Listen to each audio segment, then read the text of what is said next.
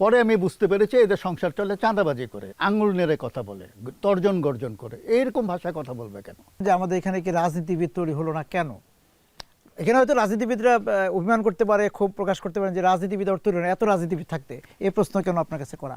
আমরা যদি রাজনীতিবিদ বলতে আমরা যদি বলি যে নেতৃত্ব,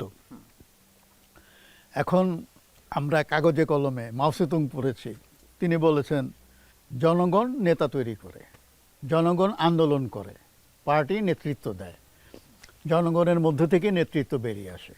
তো এটাই হচ্ছে মানে একটা ক্লাসিক্যাল ডেফিনেশন আপনি বলতে পারেন। কিন্তু আমরা এখানে দেখি কি আমাদের নেতারা কি ভাষায় কথা বলে। নেতারা বলে যারা জনগণকে বুঝাইতে চায়। এ ব্যাপারে বামরা আবার এক কাঠি সরস। তারা কি বলে জনগণকে সচেতন করতে হবে। তো তারা এটা বুঝাইতে চায় যে আমি সচেতন, তোমরা অসচেতন, তোমাদেরকে আমরা সচেতন করব।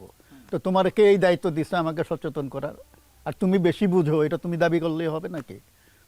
তাহলে তো ভোটে দাঁড়াইলে তুমি ভোটই পাও না। তো এইগুলো আছে নেতাদের মধ্যে। আর নেতাদের মধ্যে আরেকটা জিনিস আমি দেখি রাজনীতিবিদদের মধ্যে, তারা মানুষকে অসম্মান করে কথা বলেন। আপনি দেখবেন যে তারা যখন ভাষণ দেয় আঙুল নেড়ে কথা বলে, তর্জন গর্জন করে। এইরকম ভাষায় কথা বলবে কেন? মানুষের প্রতি ভালোবাসা থাকলে আর মানুষের কাছ থেকে যদি তারা সমর্থন আদায় করতে চায় তাহলে তো তাদেরকে বিনয়ী হইতে হবে। কিন্তু আমাদের এখানে রাজনীতির মধ্যে থেকে বিনয়টা ক্রমশ অপশ্রিয়মান।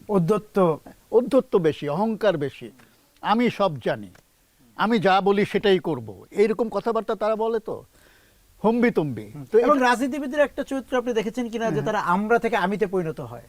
হ্যাঁ, মানে সে হচ্ছে, রাজনীতিবিদরা মনে করে সে হচ্ছে একজন মেসিয়া, আমাদেরকে এসছে হেদায়েত করতে।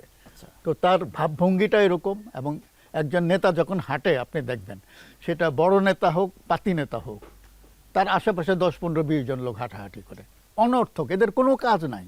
আমি মাঝে মাঝে ভাবি এই যে দলে দলে লোক নেতার আশেপাশে সামনে পিছনে ছুটছে, এদের কি কোনো কাজ নাই? এদের সংসার চলে কেমনে?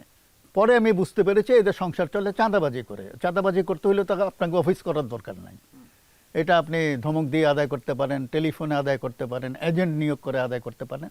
বেশিরভাগ রাজনীতিবিদই হচ্ছে চাঁদার উপরে নির্ভরশীল, তাদের দৃশ্যমান কোনো কাজ নাই।